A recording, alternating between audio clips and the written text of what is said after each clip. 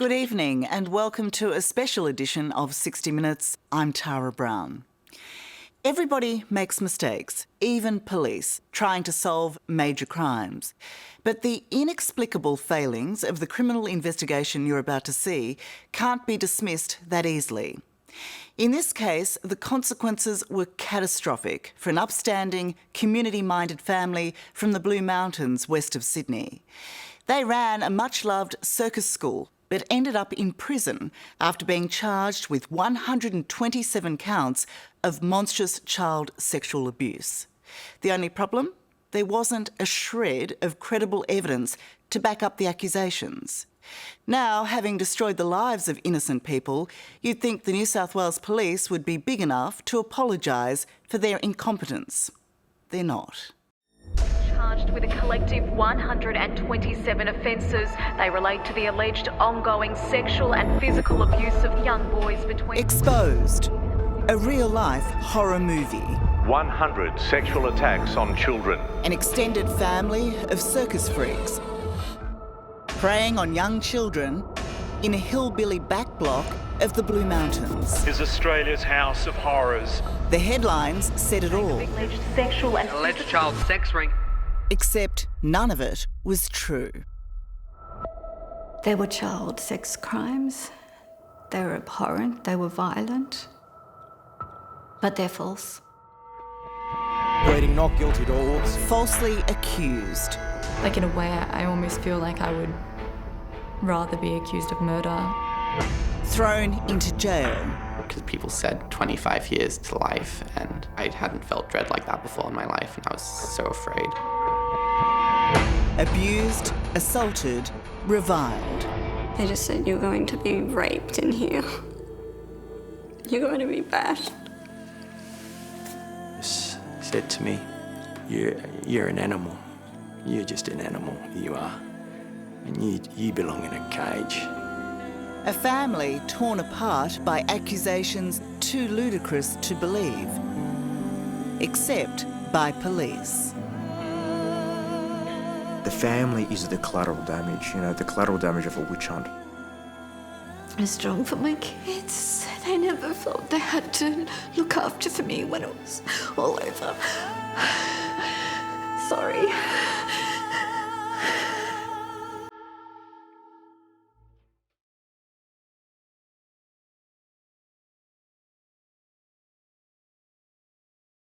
This nondescript shed in a Katoomba industrial estate was painted as the epicentre of evil. Hi. But for Therese Cook and her family, this was always meant to be a place of magic. It represented a lot of past happiness, a lot of joy. And for me and my family, it was a place where we spent time and did have lots of fun here.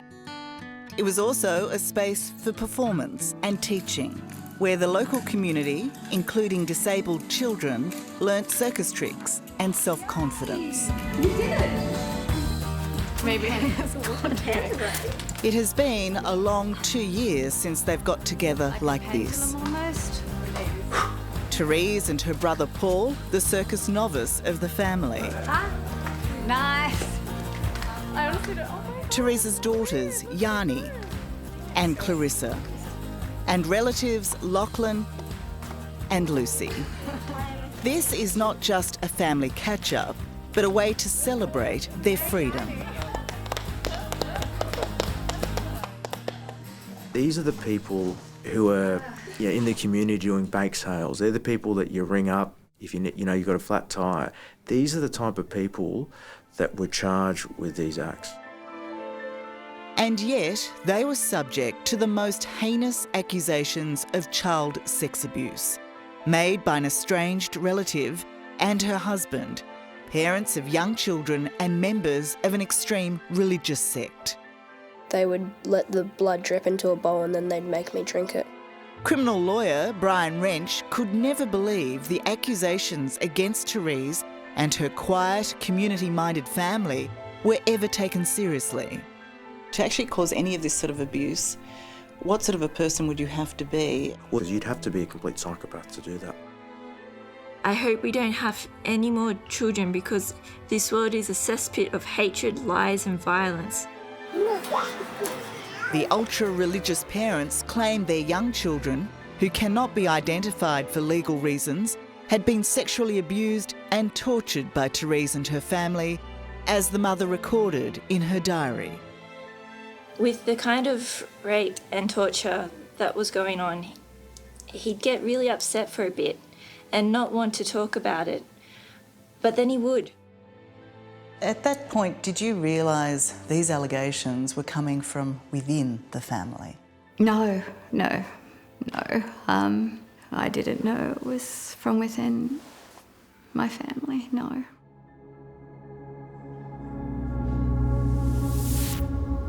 Dawn, Friday the 1st of September 2017. Their lives are about to be irreversibly changed. On their property, just out of town, Paul's and Teresa's homes sit side by side. At the top of their long drive, a small army of New South Wales police, including the heavily armed riot squad, are moving in. Silent and synchronised, they surround both houses. Then, all hell breaks loose. There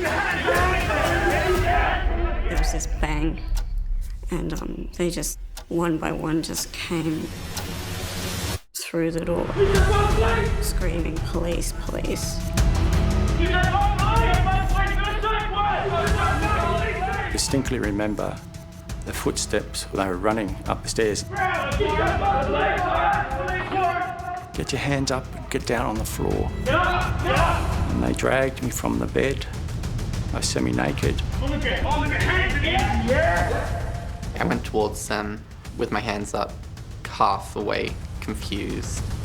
New South Wales Police, stay there! Put your hands up! They grabbed me and threw me to the ground and pinned me down and told me if I moved, they'd shoot me. For the family, it's a terrifying home invasion. No warning, no explanation. The riot squad is there to overcome and subdue by whatever means necessary. I was quite forcefully driven into the floor with a foot or a knee. I was advised that if I was to move, I'd be considered a threat and I would be dealt with. And they strip searched me and they kept on saying, "You know why we're here, you know why we're here." And I had no idea. Police then herd the shocked family together so they can search the house for electronic devices and hard drives. I remember looking across, seeing Lockie, and his eyes were just, he was terrified, absolutely terrified. He was shivering, he was terrified. Clarissa was just shivering and terrified. And I was trying to assess what was going on. I had no idea. I didn't know what was going on. Amidst the nightmare of the raid, detectives produce a crime scene search warrant, listing a series of horrific allegations. Detectives said that it was a child sex crime. What was your reaction to those words, that it's a child sex crime? I thought they'd made a mistake. They were at the wrong place. I thought they got the addresses mixed. I didn't know. Because I knew we had not done anything. Child under 10. Kidnapping, 86. Sexual intercourse with a child under 10. Kidnapping, assault, and producing child abuse material. Body harm. There's a 61M2 aggravated indecent assault. For the family, the allegations are so shocking, so removed from reality, they must be a mistake. I still had no idea what it was for until the officer in charge, Detective Sergeant, came in and read the crime scene warrant to us. And I was just, she was reading it and I went, oh. aggravated assault, produced child abuse material crimes, which I will be taking all your... Well, I certainly know that this hasn't happened to you, you know, as she's reading it.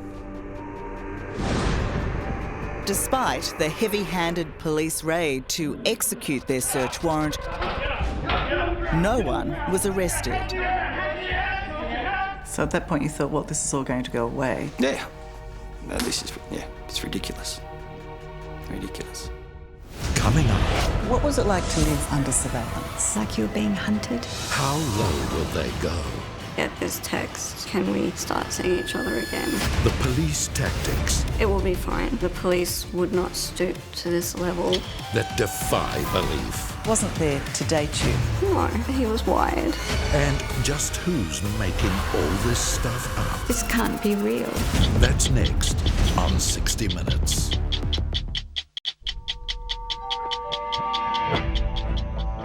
Their property has been raided. And for the next 5 months, the Cook family is under surveillance. Their homes, their phones bugged as police investigate allegations of monstrous child sex abuse. No one is arrested, but for the family, it's a terrible waiting game. What was it like to live feeling like you're under scrutiny, under surveillance? Like you were being hunted. It was just very, very scary. With police interviewing those closest to Therese, she texted a relative in her large extended family to let her know what had happened. The text she got back laid bare the source of the accusations. That same relative and her husband, members of an extreme religious sect, were about to tear her close-knit family apart. The person that you contacted to warn... Yes. To say the police might come, was in fact the person who made the accusations against you to police? Yes. What was that like to learn? I said, this can't be real. Once, their bond was close. But now this relative was claiming her young children had been repeatedly sexually and physically abused when visiting Therese and her family. Got hammer, brought out penis, and banged penis with hammer. Allegations she recorded in her diary as they were revealed to her by her children, she said. She hit his neck with a stick, then put a bit of the stick down his throat. It was devastating, for it implicated even the youngest members of Therese's family. The accusations were made not just against you, Therese, but also members of your close family. At any time, did you consider that any part of those allegations could be true? No, I knew that none of us had ever hurt the children. Did you raise it at all? Yes, of course I did. It's a hard question to ask, isn't it? Oh, it's a terrible question. And what was it like to be asked that sort of stuff? It was hard because I was afraid, would everyone just believe it? And I was afraid of that. And I felt very, alone. Lockie was just 17 at the time and the first to be accused by one of the children of sexual assault. To learn where the accusation was coming from, what sort of an impact did that have on you? It hurt, I suppose, because I was, I had known, the mother of the children my whole life, and to think that she could think that of all of us, I guess cut pretty deep, yeah. Also a teenager at the time, Lucy was bewildered by the accusation made against her. What were the specific charges made against you? I guess my biggest charge was kidnapping. They said I kidnapped children. I was so confused with that. Sorry, I just don't know how to say it with, Teresa's daughter Yanni was accused of forcing the young children to have sex with each other. They alleged that I had sexually assaulted the boys and incited them to assault each other. Interviewed repeatedly by police, the children made allegations against Therese and her family that were truly horrific, most too terrible to repeat. She would carry around a rope, like to tie us up, and a needle to prick us with. Extreme sexual assault. Yanni hammered sticks around me. What was Clarissa doing while this was happening? Holding me down. Torture and blood rituals. They would let the blood drip into a bowl and then they'd make me drink it. And that the worst had been filmed by Teresa's brother and neighbour, Paul. There was a person named Paul and he did the photography. They would take videos and pictures. The allegation which allegedly I filmed was when Therese had bitten down into one of the young children's penis and picked him up off the ground while biting into his penis. It's been alleged that I filmed that as well, which is completely and utterly implausible, that particular act. Well, without causing horrific damage, it's impossible. That's right. How could the police believe that? There was expert evidence from their expert who described that incident as implausible, and an expert who described the incident as impossible, and they chose to ignore it.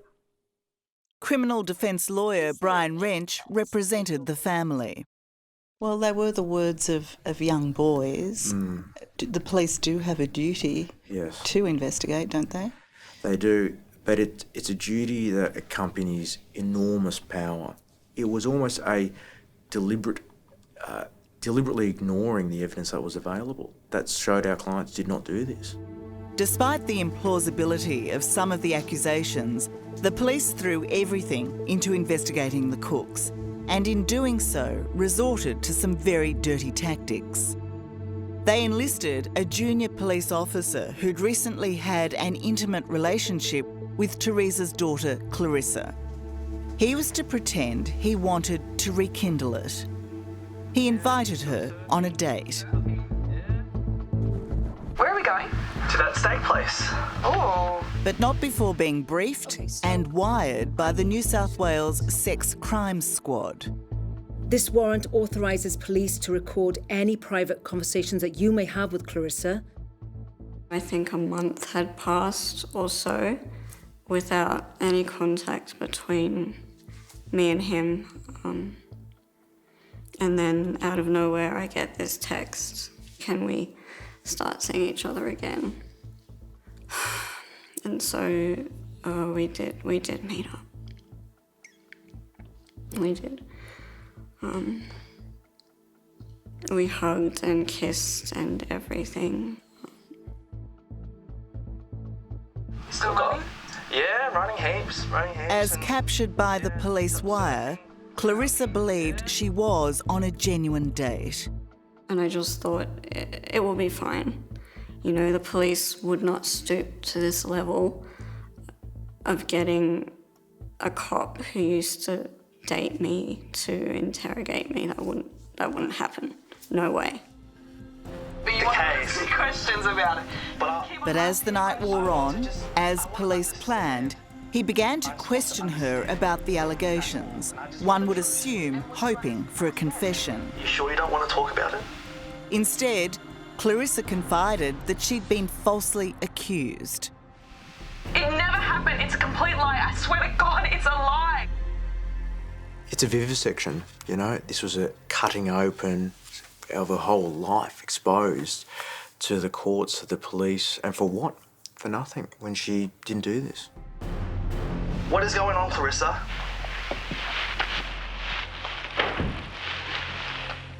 I did like him and I trusted him. it's just an extra layer of betrayal. Because he wasn't there to date you, was he? No. He was wired. The entire night was wired. How did this case get so far? That is a good question. Arrested. One of the officers said, "You're an animal. You belong in a cage." And in prison. You're going to be raped. You're going to be bad.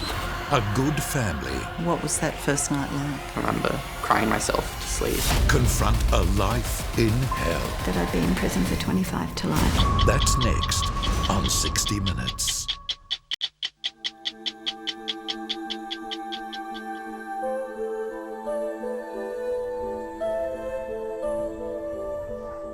For 6 months, Therese Cook and her family knew they were in the police crosshairs, accused by a relative of sexually abusing her young children. But the family was sure the police investigation would clear them. And I remember saying to Therese, I said, I wouldn't be that concerned. I wouldn't be concerned. The police will just conduct an investigation. They'll conduct a thorough investigation and just determine that this is just nonsense, absolute nonsense, fanciful behaviour, craziness. But on the morning of February 5th, 2018, the police struck. The 7 were arrested at homes at Katoomba, have been charged over the alleged... Arresting Paul and Therese at their Katoomba property. They all remain in custody. Along with young Lockie and Clarissa. I remember a detective saying something along the lines of, you have been charged with abusing boys under the age of 11. And I said, we're innocent. And one of the detectives said, we need to believe the children. And I just said, we're innocent. I think, like I just kept saying, we're innocent. Later arrests would net Lucy and Yanni, who were living together in Sydney. I just hadn't ever expected that. They thought they'd be home that night after being questioned, never dreaming this would be day 1 of months behind bars. I think I would have collapsed if someone had told me the day of the arrest that I was going to be in prison for nearly 7 months. I was in a cell with Lockie, and I was talking to him, reassuring him that things will be fine and we'll all be home. So what was your reaction when you were sent to jail instead?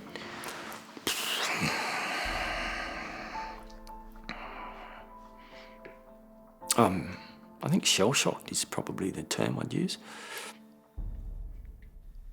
Completely and utterly shell-shocked. Arrested, the family would be divided across multiple jails that first day. In the back of a paddy wagon, Paul tried to comfort young Lockie before they were split up. I remember we were both travelling down the back of the paddy wagon, sliding around the back of the paddy wagon. I couldn't help him. I couldn't support him. You know, I just looked him in the eyes and told him he'd be okay. He would be okay. Did you believe he would be? I didn't know what to believe. I didn't know what I was walking into, Tara. What was that first night like? Scary. I remember crying myself to sleep in the cell. It was overwhelming and terrifying. I hadn't felt dread like that before in my life, and I was so afraid. Over the months that followed, the family would be repeatedly denied bail. They were now caught in a brutal and terrifying system. Well, what did the police tell you about the charges and what you could expect if you were convicted? Well, I was just told when I was arrested that I'd be in prison for 25 to life. I was told that. When we were transferred to Silverwater, we were separated. And I was placed in isolation for 3 weeks. The lights were on full blast 24/7. You couldn't sleep. It was freezing. And you can hear the guards talking about you. They call you names and threaten you. What did they say to you? They just said, you're going to be raped in here. You're going to be bashed.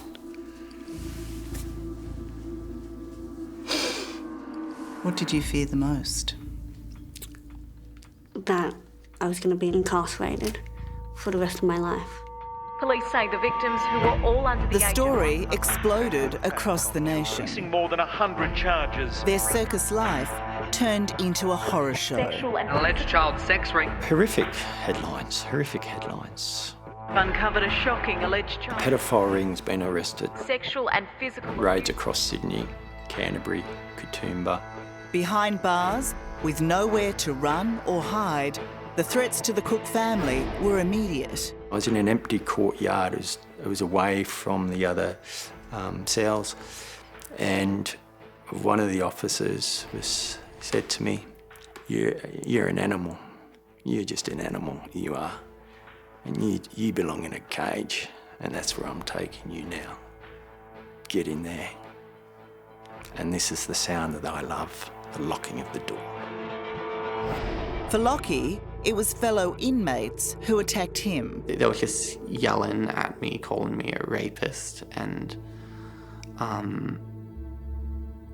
threatening to rape me. Yeah, there was a lot of harassment and bullying.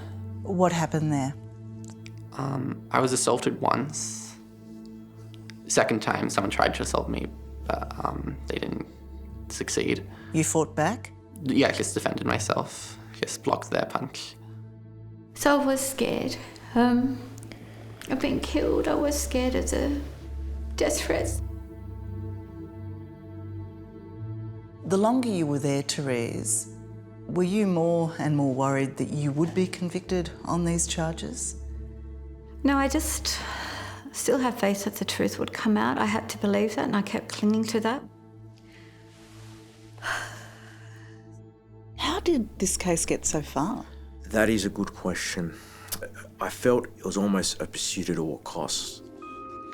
While the family languished in jail, already condemned in the court of public opinion, their lawyer, Brian Wrench, struggled through the police brief of evidence. How many pages was that brief? Thousands, but yielded nothing. Zero. There was no one piece of evidence that said our clients were guilty. The absence of evidence is evidence. There was just nothing there. Is accused of filming to produce child pornography material. Either there's evidence of that or not. Children playing in a park. Just a day of fun and giggles. The video police said proved There's no evidence that took place.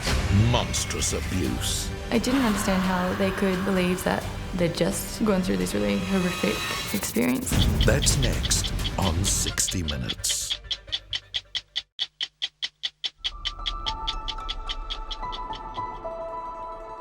The New South Wales police case against the Cook family was based entirely on accusations made by the young children of Therese's relative. Like, when she wants to hurt us, she would carry around a rope, like to tie us up, and a needle to prick us with. The children, whose parents belonged to a fringe religious sect, were interviewed 27 times by police over the course of 3 years. And who did that? That was Satan. What does Satan look like? He has a black top. Black top, yeah? And green pants. Right from the start, the allegations were difficult to believe. As lawyer Brian Wrench points out, police had no physical evidence, no signs of injuries or DNA. All they had was the word of the children, which was faltering and contradictory. Someone took all of the blood out of me. At times, even the police seemed to doubt their accounts. So they'd bite your tongue when you were right next to Mum? Yeah, they were so quick like that. They were so quick that Mum didn't even notice. How often did that happen? That would happen almost every day, like, I would say twice every day, I think. Can you remember this, or are you just making this up as you go? No, I remember it. When you read the 27 interviews, it's apparent that it got worse and worse and worse. And it almost that the children had to carry this lie throughout the whole investigation.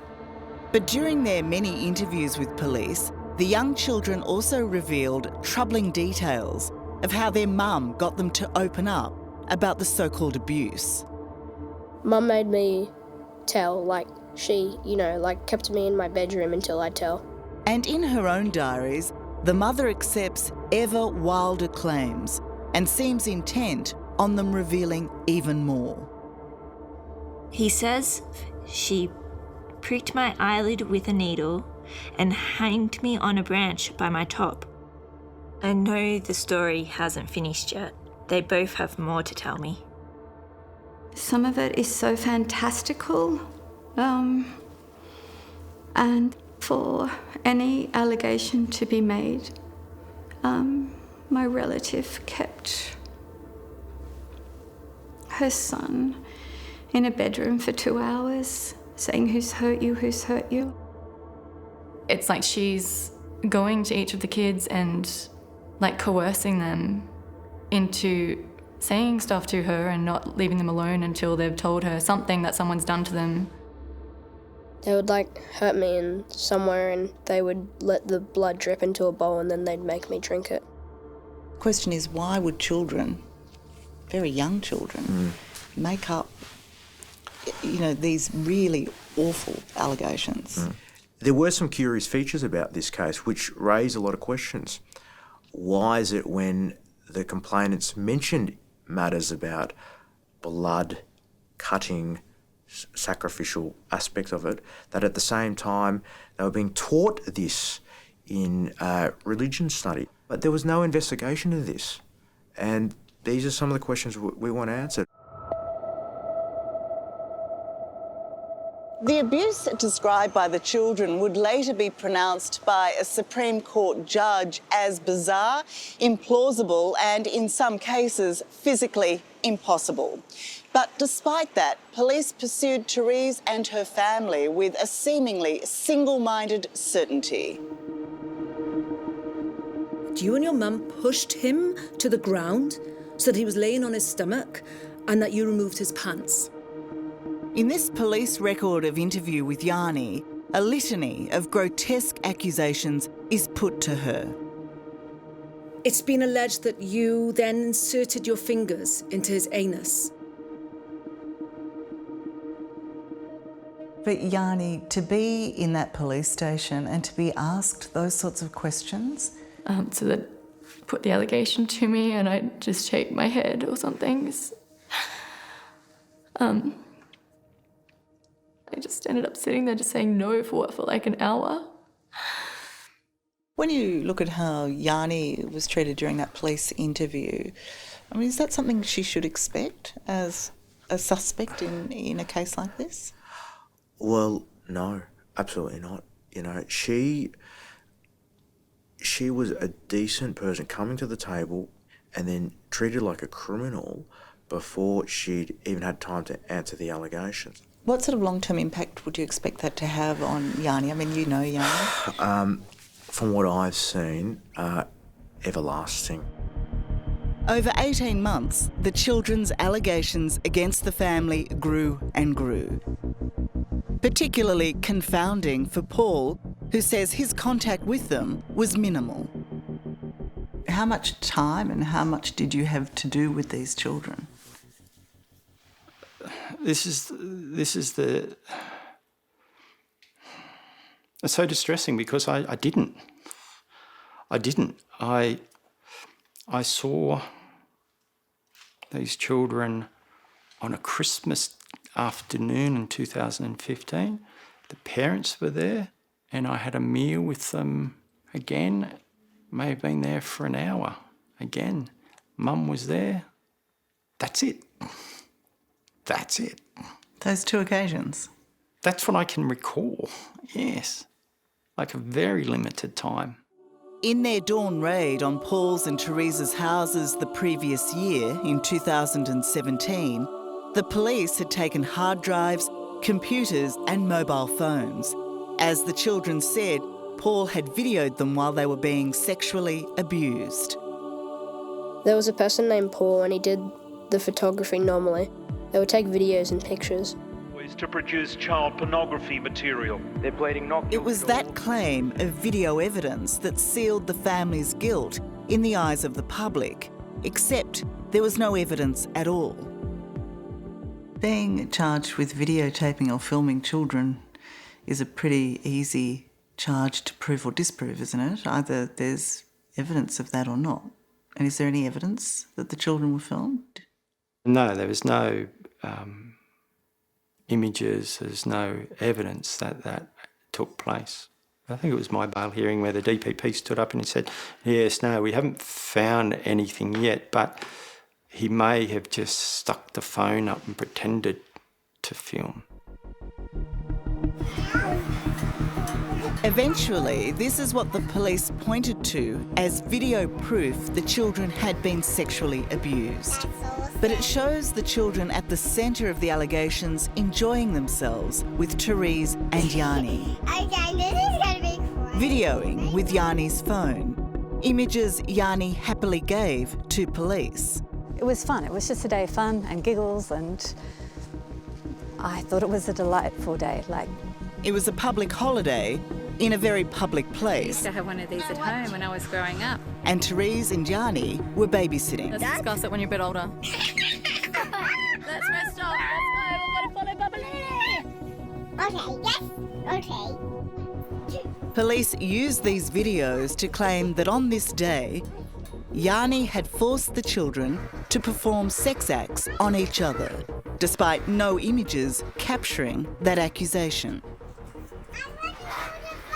Okay, that means you're going to have to do the filming.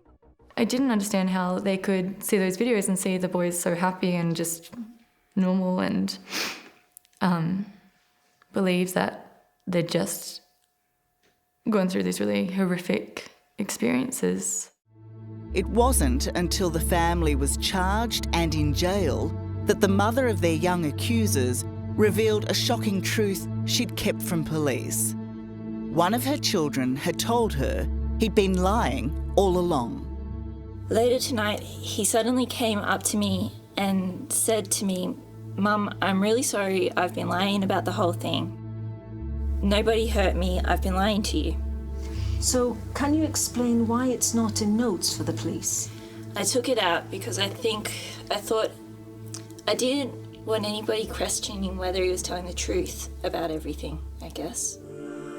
The mother said that after intense prayer and reassurance, her son changed his story back to what she describes as the truth. Anyway, eventually, he told me the truth again.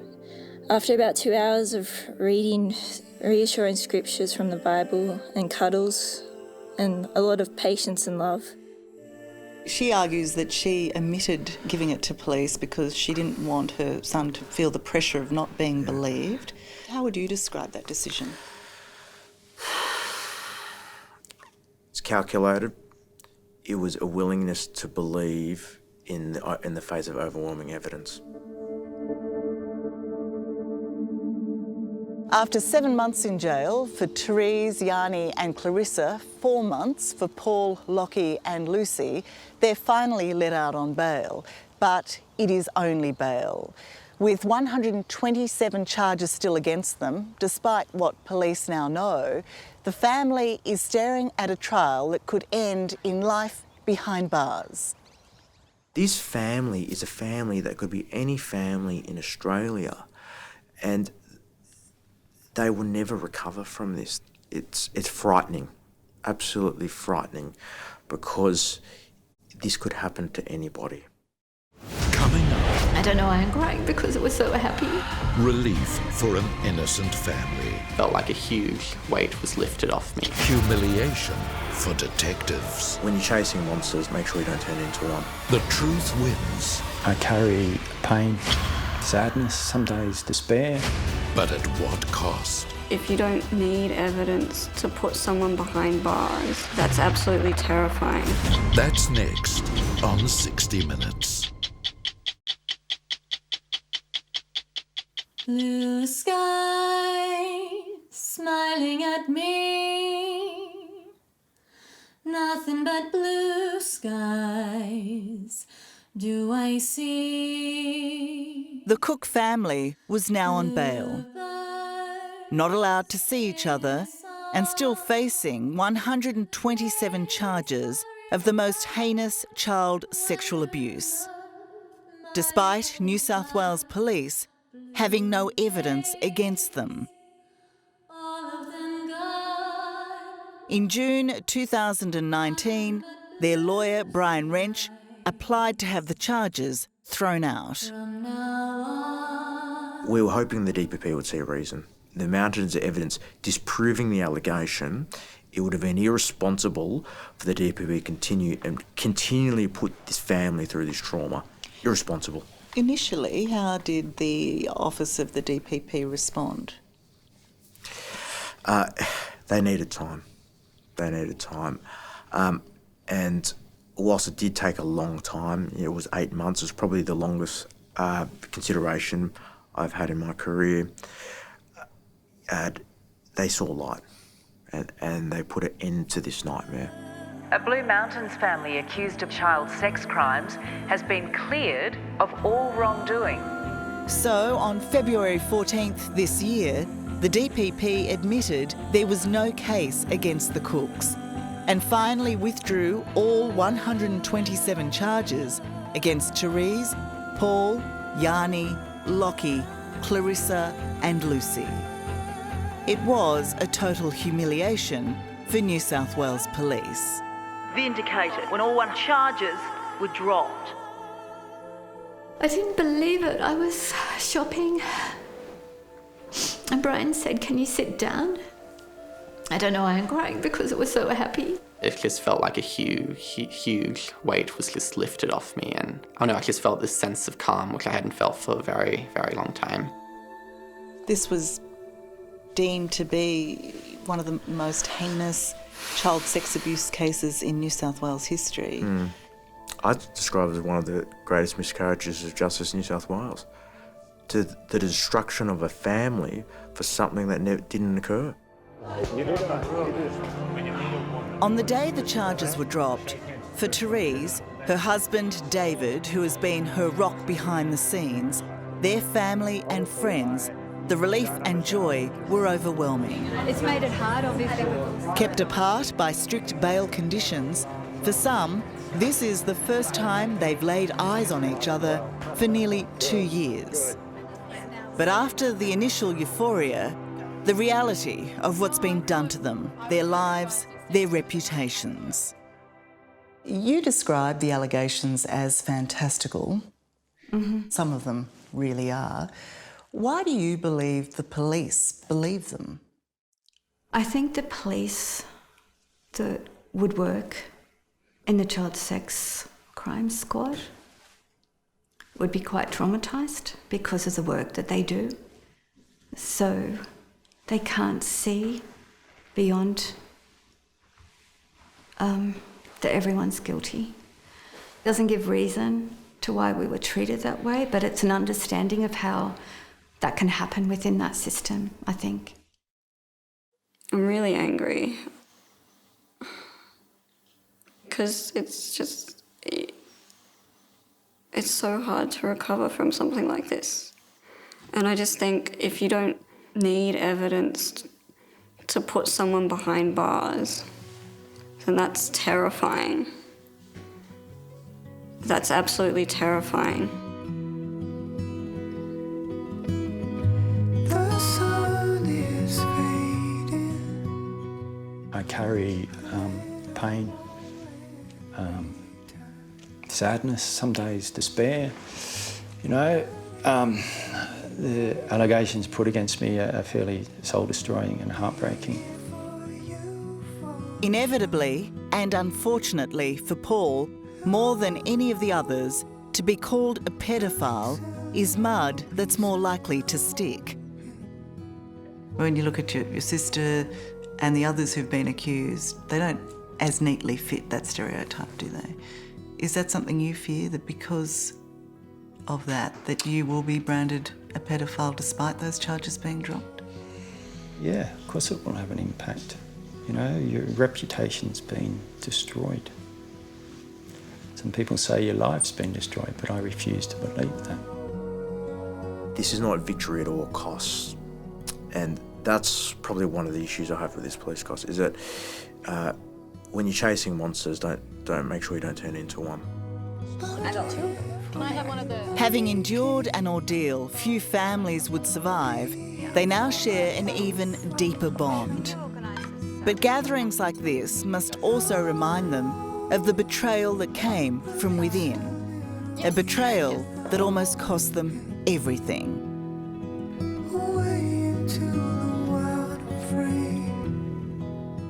Would you say that you're broken, angry, recovering? Who is the Therese today? I don't think I'm broken. I think I'm different. I want to be resilient. I don't know how my life will be. I still get very scared, very, very scared. It's not easy, but it's just one step in front of the other, and just try and focus on the positive. Just keep walking. Just keep walking, you know, because I don't want to turn into a bitter old grumpy lady. I'll probably be a grumpy old lady, but you know, it's the bitter, angry I want to skip. That's all. Hello, I'm Tara Brown. Thanks for watching. To keep up with the latest from 60 Minutes Australia, make sure you subscribe to our channel.